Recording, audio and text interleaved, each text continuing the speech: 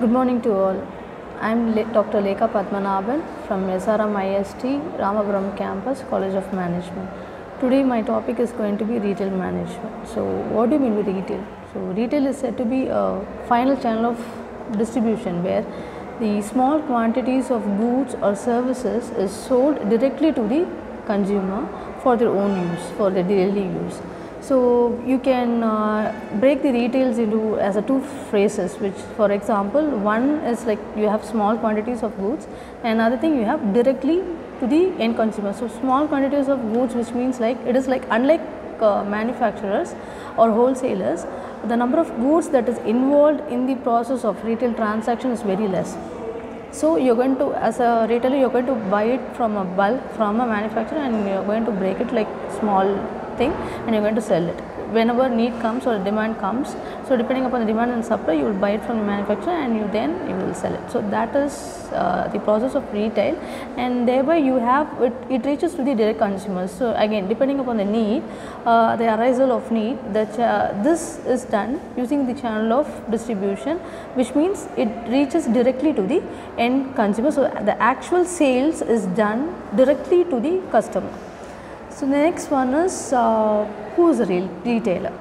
Now a retailer, he is a person, or you can if you're going to take in terms of business, retailer is said to be a business who sells small quantities of goods to the end consumer for actual use. So retailer, you can term it like a channel of distribution. Retailer, you can term it like a business process, as well as retailer you can term it like a it can be a business which is done by an individual, or it can be a normal process which is done to reach the end consumer, like a channel of distribution.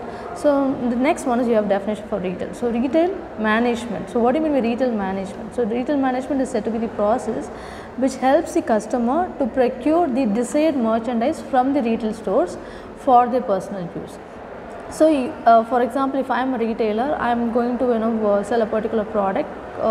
So that I am initially, for that I need to look into the current market situation for which people are in demand. For example, if I am into a fashion industry, I am going to look into the trend which is existing at the current market. So depending upon that, I am going to get a supply of my raw materials or whatever I am going to get. So I became the merchandise or vendor to sell it to the direct customer.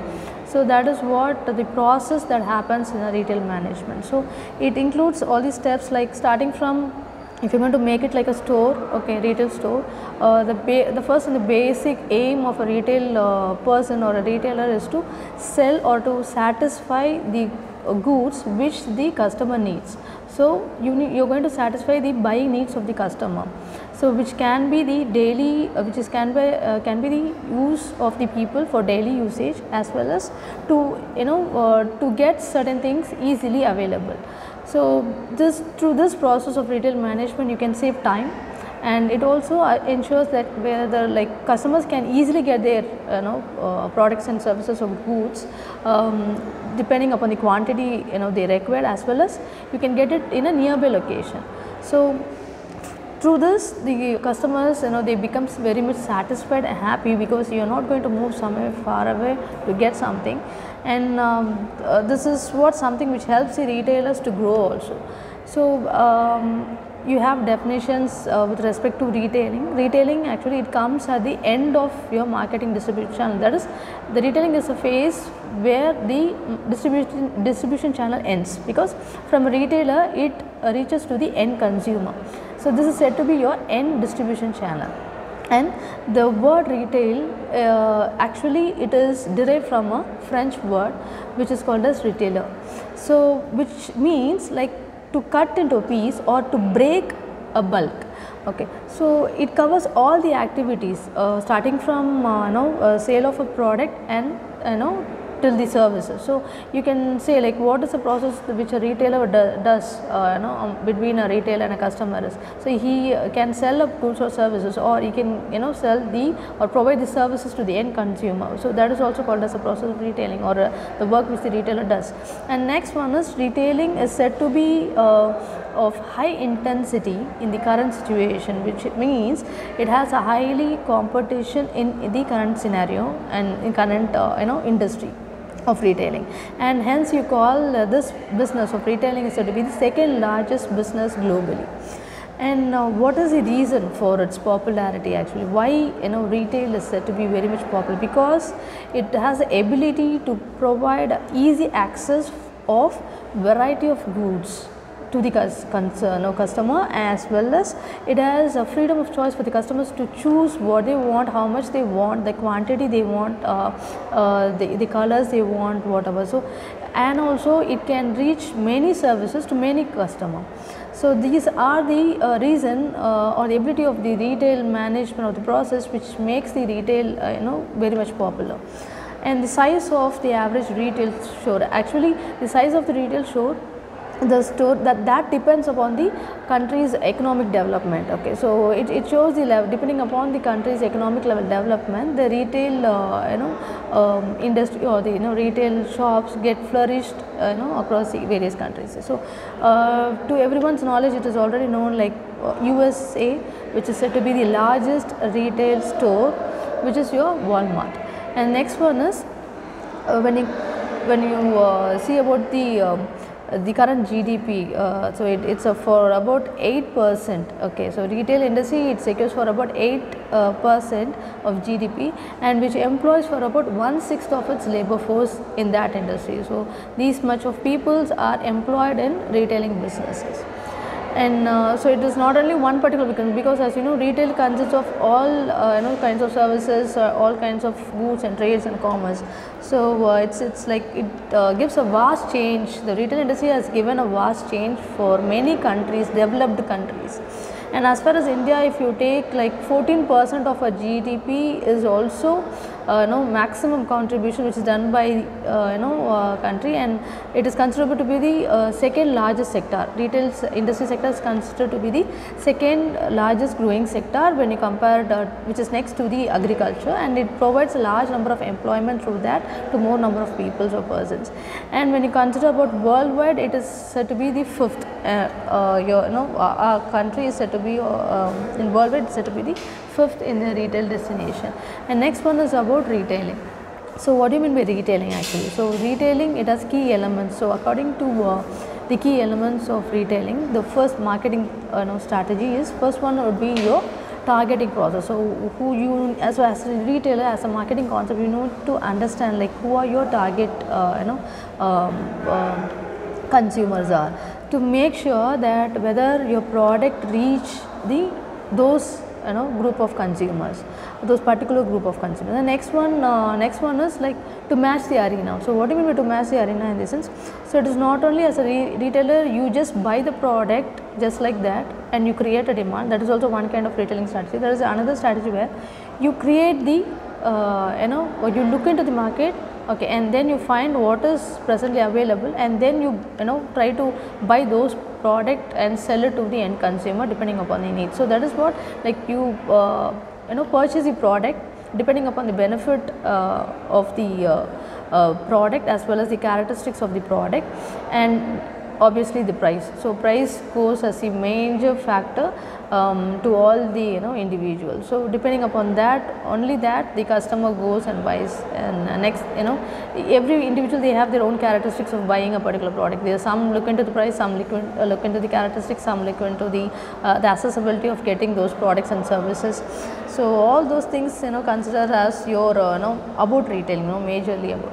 And next one is the collections of service and its benefit, as I told you. So if you're getting the products very much nearer to your home, you feel like the location is very much convenient, so you often go and buy that product. So normally the purchase level of that product is going to increase. So for that retailer, that increase in sales is going to happen. And obviously the next one is the product range. So it depends upon the shopping task. For example, if I am high income level person, I would buy brand goods or services. I would go for branded products. So normally if I am not of much of wealth or something, so I don't want to contribute much amount in all those goods and services, so I will transfer into moving towards some other kind of thing. So I would choose depending upon the income level which I have. So the shopping task which the customer decides, it also depends or affects the purchase thought of an individual. So like again, selling the goods in large quantities, that which is done only by in terms of bulk, which is done by the manufacturer, but very plus point of your retailer is you can get what you wish in terms of small quantity. So depending upon the requirement, you can utilize the consumption levels. And next one is so that is why you call retailing management process also very simple process. And again the next one is retailing, it also consists of sale of goods or merchandise. For example, the location, as I told you, it can be where it can be everywhere. Okay, so even retailing can be done through a departmental store, the process which is done in a departmental store, or kiosk like normal petty small shops, or it can be done through a post, or it can done by any small individual through lots, or you're going to sell it to your door next consumer or neighbor, even that is going to be a small retailing functioning. So retail, it may include all kinds of subordinate services. So what are the subordinate services? For example, starting from delivering. So if I am going to be a retailer, I don't have much employees under me, so I can deliver my own product which I make directly to the consumer. So I don't have to spend any delivery charge to make someone else to deliver. So this is like purchase also becomes very easily, and it increases purchase of individual as well as it contribute to the business of the retailer. So next one is, it is commerce. Yes, retailer is all trade and commerce or merchandise which comes under your retail, because the buying of goods process or product from a large quantity and convert from any manufacturer or importer directly or through a wholesaler, and then converting them into smaller quantity of process, and now as a channel of distribution, you will be the end channel to reach that to end consumer. So all these process that happens in normal trade and commerce. And next one is, you call all these retail establishment, you don't call them directly as retail, you call them as a shops. So in store, or you call them as in store, or store, or you call them as a shops. So retail establishments are named in such a way. And then retailers are said to be the, as I told you, the end of supply chain also. So once you supply certain products, small quantity of products to the end consumer, you call them as the end of supply chain. And next one would be the definition you have for retailing. Retailing includes all the activities involved in selling goods or services to the final consumer for personal non-business use, so which is given by Philip Kotler. And also you have one more definition, like any organization that sells the products for consumption to the customer for the personal, family or household use is in the occupation of retailing. So now next one would be your okay, the very simple example before that is like your Cadbury's. So the chocolate making company, so they do confectionaries, they involve they have many agents, wholesalers, supermarket, they have more tie up with many other stores. Okay, so they have type with many small retail stores. So what they do, they manufacture all those things and they give it to the small shops. So that is one particular example where how the wholesalers is getting connected to small retailers like vending machine operators, convenience stores, petrol stations, wholesalers, agents, rural agents, all those things. Next one would be the scope of retailing. So under scope of retailing, so where retailing is utilized, or which are the places where retailing has in it. For example, purchase is one thing. So without purchase, no retailer can buy something from another supplier or something, or they cannot give it to the end consumer. So purchase department is foremost responsible. It includes of making all the purchases related to the business, starting from selecting a merchandise of, which means merchandise is also called as goods or services. What good I need to buy, what good I need to give it to the customer. And next comes the price range. Even the price range is also sometimes fixed by the purchase department, of which price range I should buy. And next one would be the selection of vendors, which means like if my vendor is easily connectable and easily convenient, from a convenient location, I would get those product easily. So there would be no much transportation cost. So I concentrate on all those things, like vast amount of effort which the purchase department has to take, including your paperwork regarding the retailing process and telephonic configuration, traveling, and this also involves the employees in this department who should have a good amount of knowledge about the current industry of retailing, as well as who are the vendors and how you have to take quick decision in pertaining towards the purchasing. And next one is your finance department under scope. The second one is finance department. It's like, as you know, finance is said to be the lifeblood of any organization, not only with the retail industry, of any sector. So this again makes it to compiling all the records, okay, financial records, say starting from allocation of funds for various other departments. Say as I told you, you have finance, marketing, as a retailer you have advertising and all the other departments also. So for every department there should be an allocation of fund. So that is the main part of your business. So here you should maintain record, you should have you should manage finance or cash, or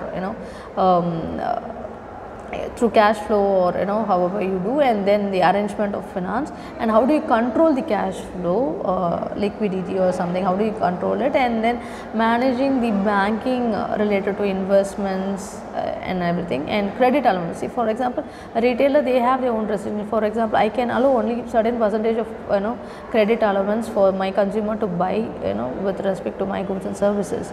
So these things also with respect to the finance of retail scope. And next one is you have marketing and sales.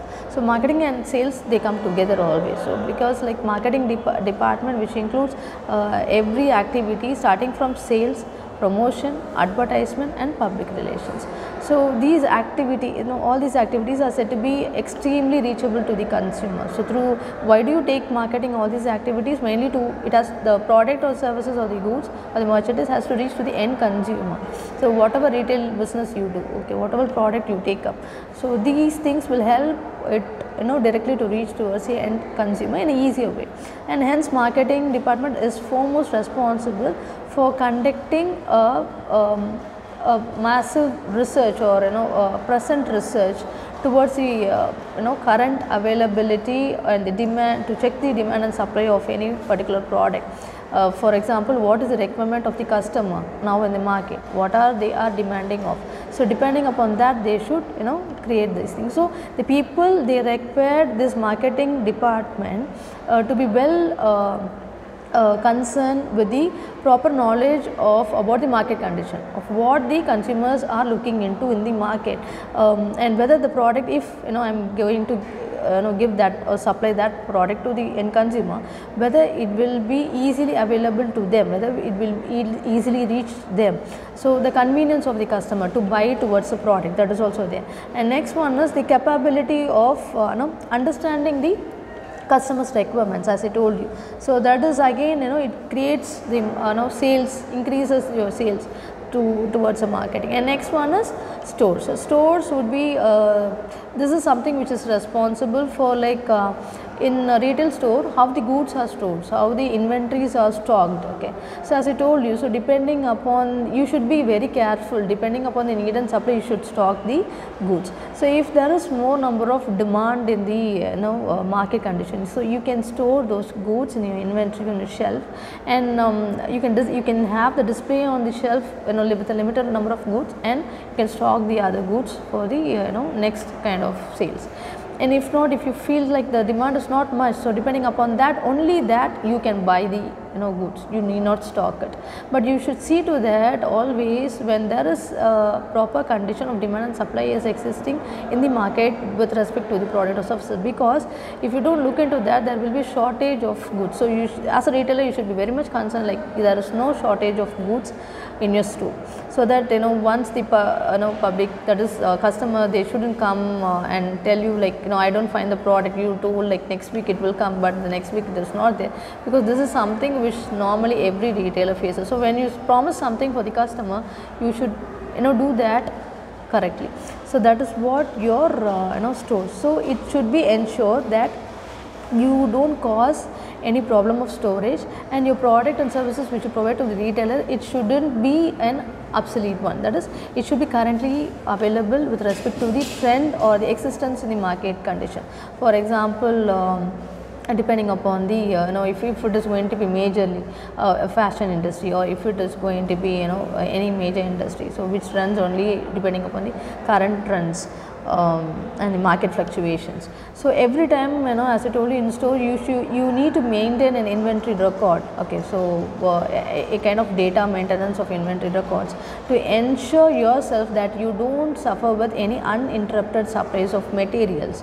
And next one is your human resource. Now, human resource department, how it is related to your retailer. For example, even in retailers, you need to recruit properly people, and you need to select proper people. You need to give them proper training and induction of how processes goes on retail. So you cannot change people, even a salesperson often, because that affects your sales of your retail showroom. So it is as you call HRS and human centric process. Yes, in retail industry it is obviously, for any industry HR plays a major role. So it is the duty of the to treat the human as an asset, and to make them to be in your organization to increase the productivity as well as the amount or the sales of your organization. So this is what helps your retailing to function properly. So for that you need to, you don't give them space so that they leave your organization. Okay, so that is what retailing helps into, because it makes people to be comfortable. So it is where you can treat directly the customer, so instantly you can get the feedback. It is not like your office zone, like you don't get immediate feedback, you don't know from where it comes from. But through retailing you can immediately see that from the customer, through voice or through face. You can easily get the response of how the business is going on, how the delivery was, how the product was. Okay, so when a person is coming and buying again and again, it depends upon the service of the customer, how they have provided it. And next one is the technology. So technology, as you know, it plays a very vital role in today's world, and every data whatever is done, okay, through now in retail industry also, it is electronically getting recorded. So even the information, so using your CRM tool and using your database management systems, using your data warehousing, data mining techniques and all those things to gather the basic information with the customer's one who uses the stores. And you can get, that is why, if you are not buying the next month from the same shop, you will get the pop-up message in your phone or through email. They just want to give a track of yourself, to use their product. So all these things, okay, that goes on only because of this technology enhancing. So the concept of retailing is continuously grinding gaining and again a retail process, because it includes the use of internet and selling. So all your retail processing, which helps with the movement of technology. And next one is your supply chain management. So as I told you, like, supply chain is said to be the foremost thing, where you get the raw materials from somewhere as a bulk, and you need to goods or services, again you convert that into small quantity, you reach to the end customer. But all this whole process involves supply. So from where you get is a supply, and from you the customer is getting, for them you will be the supplier. So you have this process is something which has all the information. Okay, so you as a retailer, you react, or you be as a mediator, or a communicator between the manufacturer or the wholesaler to the customer. So you be as a mediator. So whether the product is moving well or not, or whether you need a supply or not, so that chain goes around the retailing process. So next one is characteristics of retailing.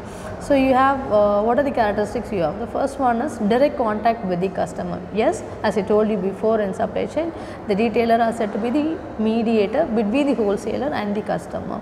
So whatever information which the customer gives, it is communicated to the manufacturer or the wholesaler.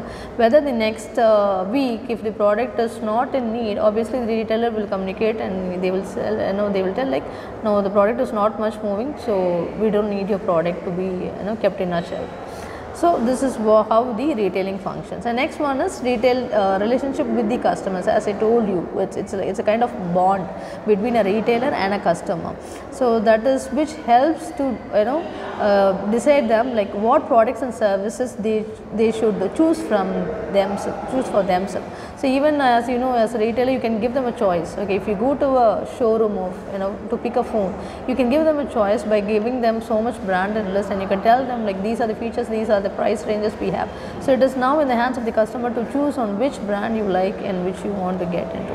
And next one is stock small quantities of goods. So again, stocking of small quantity, I mean telling it repeatedly again and again, like yes, this is a process of retail. Major processes, they are going to stock only small quantities which they are going to get bulk from the manufacturer. So in shelf it will be very small quantity, and remaining thing will be stocked either in a store inventory, or it will be stored in any warehousing which the retailer owns or which the retailer gets as a lease, gets from a lease. So this is what stocking small quantity of goods. Next one is again stocking goods of different brands. So again different brands, because this is some kind of your seasonal fluctuations. So depending upon the demand in the market, or depending upon the seasonal trend changes, the likeliness or the willingness to buy towards a particular product or goods, it also varies. So that is what depending upon that you are going to store the goods. The next one is customers contact with the company. So what how the customers they have a contact with the company. So it acts as a representative of the company, the retailers, because to the end consumer, they are the one who are going to get the feedback from the consumer, and they are going to provide the suggestion to the company. So as I told you, they act as a mediator, they act as a contact, and they have a limited next one is shelf space. So what do you mean by shelf space? In the sense, they cannot store a good for long. Okay, so I don't want to mention which good. Okay, so there you can come across certain goods. Okay, when it is banned by the government, you can see most of the department stores and professional stores will not keep that on their shelf. On their shelf, which means when you get inside a showroom, when you open the door, you can see like there will be no goods available, which means like they will not keep that on the shelf for the display, but it will be present in their inventory stock. So which means like they will always keep goods on their shelf for the display of the customer, which is in demand among the customer, and they will also keep in shelf which has much supply. So only when there is more supply, you will get more demand, you will get that from the manufacturer, and you will stock, you will keep that on your shelf. And next one is the goods, it sells goods at a maximum price. Yes, it sells goods at a maximum price because you are going to give it in a very small quantity. It is not like 1 kg or 2 kg. You can give it in 50 gram or 100 gram also. So you can earn as much price you can, and the price sometimes if a retailer is going to be own manufacturer, he can label a price of his own, so which can maximize the price of the product also. And the story of retail revolution. So for example, how the retail concept has been evolved. So if you talk about the first the departmental store in the world, it started in Paris 1852, and which was named by Bon Marché. And only after World War II, the retailers from the West, they began to upgrade regarding the services with respect to the retail, what are the facilities they have, and how the merchandise selection goes, and what would be the fascinating way to promote the products or sell the product to the customer, and how consumer can find it beneficial to get this retailing in an organized way. So that is how the concept of one-stop shopping also emerges. So now you have a trolley in each supermarket. You just go and buy, take all those products which you like, and you just get back to home. That concept actually you get from this one-stop shop. So this one-stop shop, this emerged from a concept. They just say a small story with that. Consider a housewife. She might have gone to from America. She has gone for some shopping, and she was thinking like she got everything, groceries and everything. She was getting, and she needs some more thing also. But she was thinking like what will be the availability if I get some everything in one roof. So that is the reason of your hypermarkets and all exist. You can get everything there. So you can get provisions, you can get everything whatever you want. So that you can save your time, you can save your effort. Okay. So this concept of one-stop shopping, that has also emerged from America. So that is how retail got flourished also, and that is how the supermarket revolution is started. So it was sparked out in 1920, and by 1950s it is almost throughout America and globally. It started flourishing after the global war of 20. It's a dream of retailing to exist. So wherever you see, you can see retail running. So they started thinking like, instead of getting potatoes into barrels, I can buy that in very small amount. So that is how a retail concept evolved. And next, the pleasure of self-servicing, that got into existence or into 1930s. So I can self-service myself. I can get a trolley, I can pick whatever I want. Okay, that is, as I told you, from the concept of housewife, the story. So that is how it got evolved. And again why is this groceries and shelves and piling all those things in my cart, and I can wheel it wherever I go around the supermarket. So that kind of comfortability and freedom to choose what I want in one roof, and all those things got into revolution. Next one is globalization of retailing. So today, as you see, like the major impact of communication technology, that also plays a major role in retailing. So if you talk about developing countries, they share most of the characteristics related to American specialty retail shops, domestic shops as well. And size of the operations, again see, size of the operations is said to be one of the key word with respect to the international retailing. For example, the larger the size of the operation, which means there is a better economy of scale in the country. So and the chances of survival is also more. So this goes down when the economic condition of the country is very less. So depending upon that, the size of the store operation would be. Okay, so that is what your size of the store operation. And next you have all the functions starting from what is the major function. So how do you do like retailer? So functions of retailing, like you first provide the assortments. So what do you mean by assortments? Like you arrange or place the product in or goods or services on the shelf of the market depending upon the brand, design, size, color and price, and you place everything in one location. And this is something related to assortments. And next one is like and the example you can have it like your Kellogg's or Nor soups. Okay, so they are they have specialized for one particular thing. Kellogg's is for cereals and Nor for soups. So this is what your assortments. Okay, so you can arrange one particular product or services in one particular step. The next one is sorted. You can sort, for example, manufacturer, they make one single line, or either they make a multiple product line, but they will always they prefer to sell the entire as in like overall output. They want to sell it to few buyers in order to reduce their cost. So this retailers, what happens is during sorting they help to strike a balance between balancing both the demands of both the sides of the manufacturer as well as the sides of the customer. Okay, and the next one would be to again breaking bulk concept. So it is again the products are break into small quantities depending upon the household consumption pattern, and this also helps because it reduces the transportation cost, it reduces the storing cost, that is warehousing cost, and as well as inventory cost. So breaking bulk is a major concept in retailing, as well as rendering services to the end consumer, that is I can sell the use of the product is sold or directly to the end consumer, okay, for the actual basic rule, choice of use. And next one, risk bearing. So retailer, they bear a different kind of risk to manufacturers and wholesalers. Why is because even the customer can come back to the retail point and they return the product. In that case, the retail of that product ownership, they might rest with the retailers, because they should say, like, before the manufacturer or after the manufacturer gives the product to the retailer would communicate to the manufacturer and tell them, like, if your product is unsold, I might return your product.